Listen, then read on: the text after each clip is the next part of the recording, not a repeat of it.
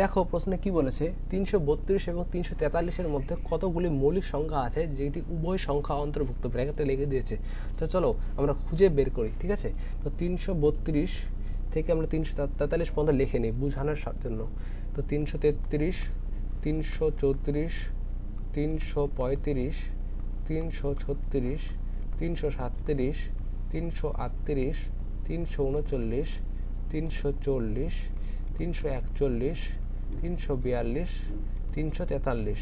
তো দেখো আমরা প্রথমে বের করি ইভেন সংখ্যা, ঠিক আছে। ইভেন সংখ্যা হলো যেগুলি সংখ্যা যেগুলি, আর প্রথমে আরেকটা কথা বলেছি, মৌলিক সংখ্যা অনেকে জানে না। মৌলিক সংখ্যা এমন একটি সংখ্যা আছে যেগুলো হল যেগুলি বা যেগুলি এমন যেগুলি সংখ্যা যেগুলি মৌলিক সংখ্যা হয় সেগুলি কি হয়, সেগুলি হলো সেগুলি সেই সংখ্যা যেই সংখ্যাটা হয় সেই সংখ্যাটি দ্বারাই ভাগ যায়, সেই সংখ্যার দ্বারাই সেই সংখ্যাটিকে ভাগ করা যায় এবং বা এক দ্বারা তাদেরকে ভাগ করা যায়, ঠিক আছে। তো ওই সংখ্যাগুলি হবে মৌলিক সংখ্যা, সেগুলিকে বের করতে বলছে।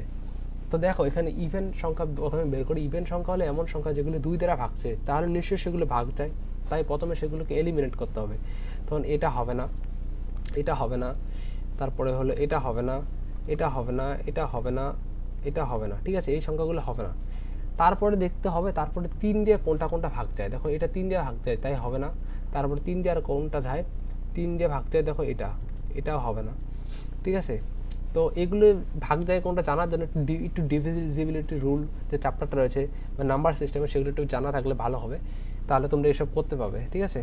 তারপরে কি হবে, তারপরে দেখতে হবে যে 11 দিয়ে যাবে কিনা। 11 দিয়ে যাবে, তখন 341 কিন্তু 11 দিয়ে যায়, সেই জন্য এটা হবে না। তারপরে দেখতে হবে 5 দিয়ে কোনটা ভাগ যায় এখানে। 5 দিয়ে দেখো এটি যায়, এটি তাই এটা হবে না, ঠিক আছে। তো আর কি রইল, 337 এবং 343 রইল। তো দেখো 343 কি হয়, 343 হবে 7 কিউব হয়, 7 কিউব 343 মানে 7 × 7 × 7। আমরা যদি 343-কে যদি আবার 7 দিয়ে ভাগ যাবে, 7 দিয়ে ভাগ যাবে, ঠিক আছে। 7 দিয়ে যখন ভাগ করলে হয় 49, অবশ্যই ভাগ যাচ্ছে, তাই সেই এই 343 হবে না।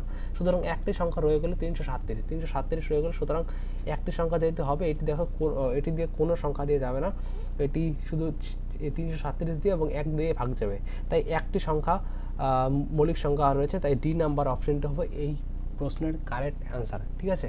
আশা করি তোমরা এই প্রশ্নের সলিউশনটি বুঝতে পেরে, এবং অবশ্যই ভিডিওটিকে লাইক করে দিও এবং চ্যানেলটিকে সাবস্ক্রাইব করে দিও।